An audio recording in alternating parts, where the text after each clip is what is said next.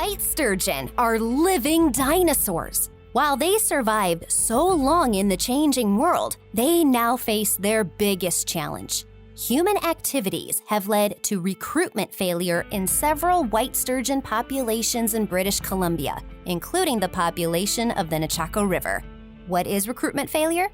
Well, simply put, while there are still adults living in the watershed, not enough of the babies are surviving to grow big enough to have their own babies. If nothing is done, the population will disappear. But thankfully, work is being done to end recruitment failure and help young sturgeon survive to adulthood, including you watching this video. Students learning about sturgeon is one of the ways to help sturgeon survive for the future. Fisheries scientists, First Nations stewards, and community members are working on ways to help. Meanwhile, the Nechako White Sturgeon Conservation Center is raising the eggs of 2-year-old fish, so new fish are still entering the population. In the long term, we hope they will be able to do this in the wild again.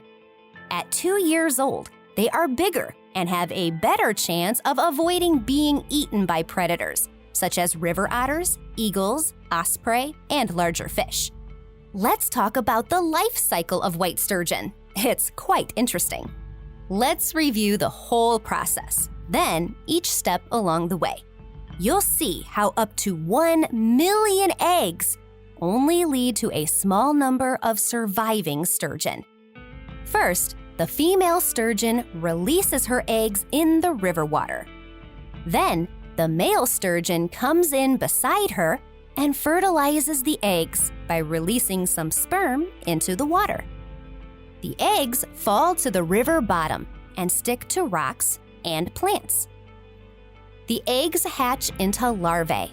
These are the babies. The larvae develop into juveniles. These are the kids. Then subadults. These are the teenagers. Then adults. Let's examine that closer.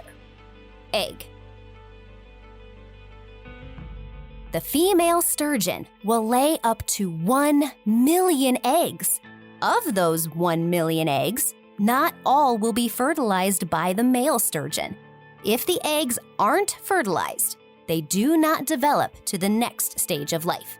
The eggs that are fertilized become sticky, which is good, because if they weren't, they would be swept downstream by the river. Some eggs will be able to stick to gravel and rocks to stay put, while others will roll downstream, get covered in sand and silt, or get eaten by predators. Having sticky eggs can also be a problem. If the river bottom is dirty, meaning the rocky bottom is covered with sand or silt, the dirt can stick to the eggs. This is bad for the egg because the egg needs to breathe.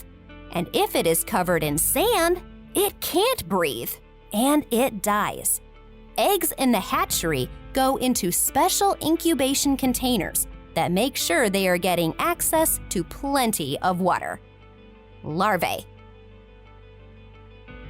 The lucky eggs that do get fertilized stick to good habitat and don't get eaten by predators will hatch into larvae. Another example of larvae is tadpoles. Tadpoles are frog larvae. At this stage, the sturgeon larva can swim, but not very well. They do not need to eat because they have a yolk sac full of all the nutrients they need, just like a chicken or frog egg. But they do still need to hide. Otherwise, they'll get eaten by predators or be swept downstream. This will happen to some of the sturgeon larvae.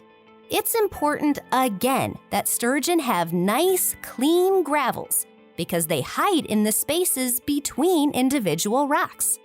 In the hatchery, there are no rocks, so the juvenile sturgeon are given little balls with plenty of places to hide in.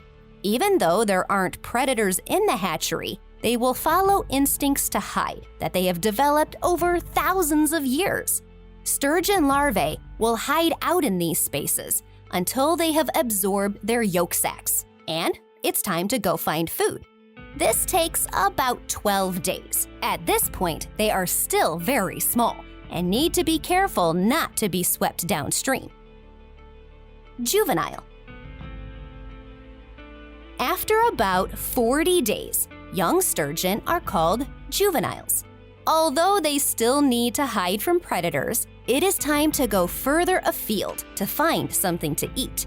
Juvenile sturgeon mostly eat insects that live in the water. These are called aquatic insects. Here are some examples. Now the sturgeon's job is to find enough to eat without getting eaten.